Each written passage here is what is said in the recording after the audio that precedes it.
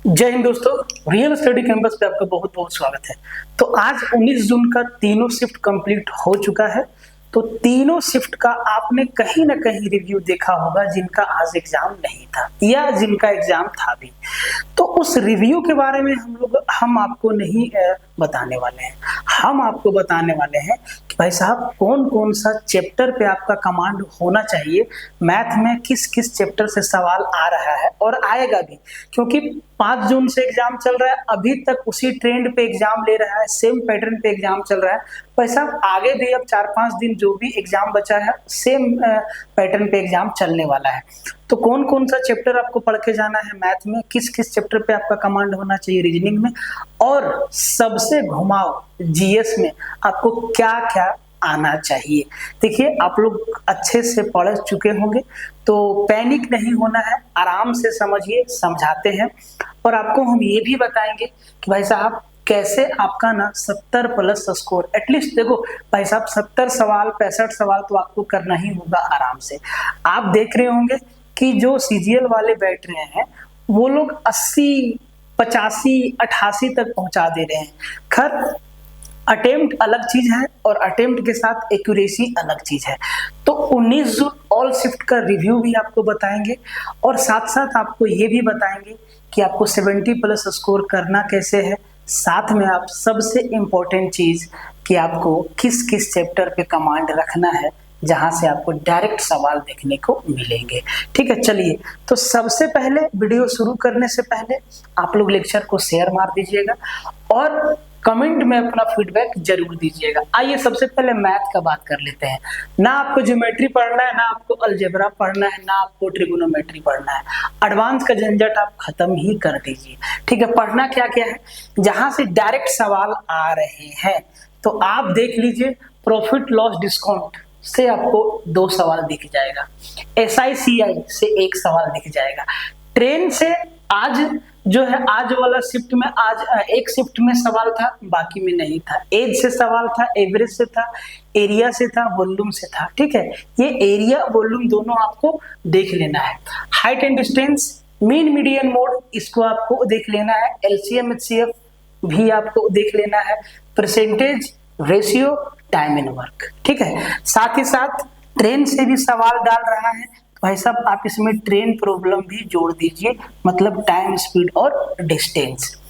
इन chapters पे अगर आपका कमांड है तो आप आराम से कर सकते हैं।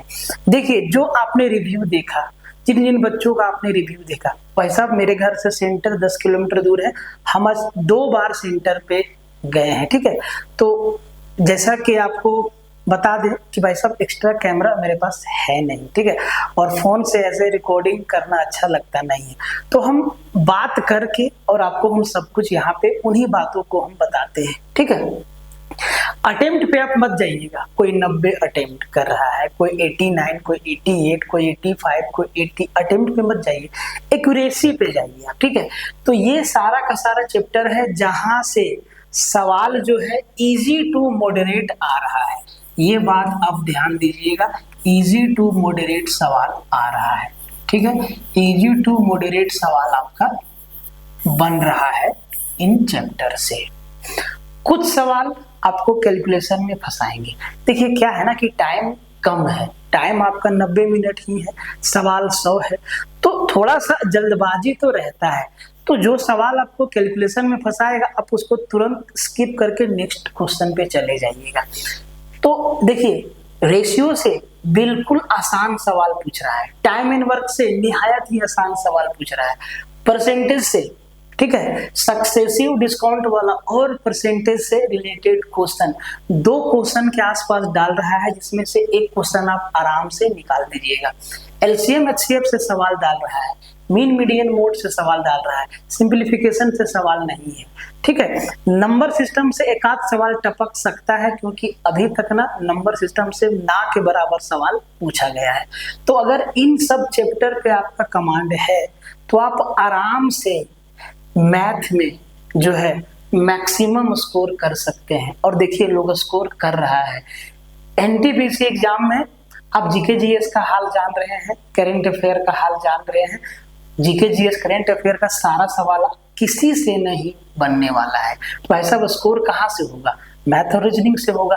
तो आप यहाँ से आराम से मैक्सिमम स्कोर कर सकते हैं। देखिए, हम एक बार बोले थे कि भाई साहब आपको कम से कम ना 25 क्वेश्चन बनाना होगा, कम से कम 25 क्वेश्चन स्कोर करना होगा मैथ से, और लोग कर रहा है। ठीक है, रिव्यू में क्या होता है, जिनका मैथ अच्छा है वो बोल दिए कि सर मैथ तो बहुत आसान था, सारा बना दिए, बट उनका अगला कोई पोर्शन छूट गया। आप एवरेज स्टूडेंट से रिव्यू लीजिए, जो आपके आसपास होंगे, जो एग्जाम देके आए होंगे, वो आपको सही चीज बताएंगे। तो मैथ का ये कहानी है, ये सारा का सारा चैप्टर से सवाल आएगा। आप एक बार देख लीजिएगा, अगर इसमें किसी भी चैप्टर का किसी भी तरीका का कंसेप्ट आप भूल रहे होंगे तो एक बार रिकॉल कर लीजिएगा। ठीक है, ये रहा मैथ। अब आइए रीजनिंग। रीजनिंग में आपको सब कुछ नहीं पढ़ना है, क्लॉक नहीं पढ़ना है, कैलेंडर नहीं पढ़ना है, आपको एनालिटिकल देखना भी नहीं है। ठीक है, देखिए कहाँ कहाँ से सवाल आ रहा है। सबसे ज्यादा वेटेज रखने वाला इस बार 5 जून से जो सिलसिला चालू है, अभी तक चालू है, सीटिंग अरेंजमेंट, जिसको आप पजल वजल कह सकते हैं। ठीक है, 3 से 4 सवाल यहां से पूछा जा रहा है, तो ये वेरी वेरी इंपॉर्टेंट है। और सवाल का लेवल कैसा है? तो बिल्कुल आसान है। ठीक है, आराम से एक बार में सेट हो जाएगा अगर आपका प्रैक्टिस है तो। दूसरा, अल्फाबेट से सवाल आ रहा है, साइलोग से एक आसान सवाल, ठीक है, जो वेन डायग्राम से आराम से बन जाएगा। ये नंबर और अल्फाबेट और सिंबल मिला के जो सवाल देता है ना, इस टाइप वाला, जैसे कि हम लिखे हैशटैग, लिखे 6, फिर लिखे A, फिर लिखे 7, फिर लिखे D, फिर आपका लिखे स्टार, इस टाइप का सवाल। तो इस टाइप के सवाल में पूछता है कि भाई कितना ऐसा नंबर है जिनके पहले एक प्रतीक है, एक चिन्ह है, तो इस टाइप का सवाल। ठीक है, ये सवाल ना भाई 2 से 3 आपको देखने को मिल जाएगा, 2 से 3 आपको देखने को मिल जाएगा। कोडिंग डिकोडिंग से सवाल आपको देखने को मिल जाएगा, मैथमेटिकल ऑपरेशन से सवाल आपको देखने को मिल जाएगा, ब्लड रिलेशन से सवाल देखने को मिल जाएगा, सीरीज से सवाल देखने को मिल जाएगा, डायरेक्शन से सवाल देखने को मिल जाएगा। अगर आपका इन सारे चैप्टर्स पे पकड़ है तो एकदम आराम से आपका स्कोर बहुत अच्छा होने वाला है।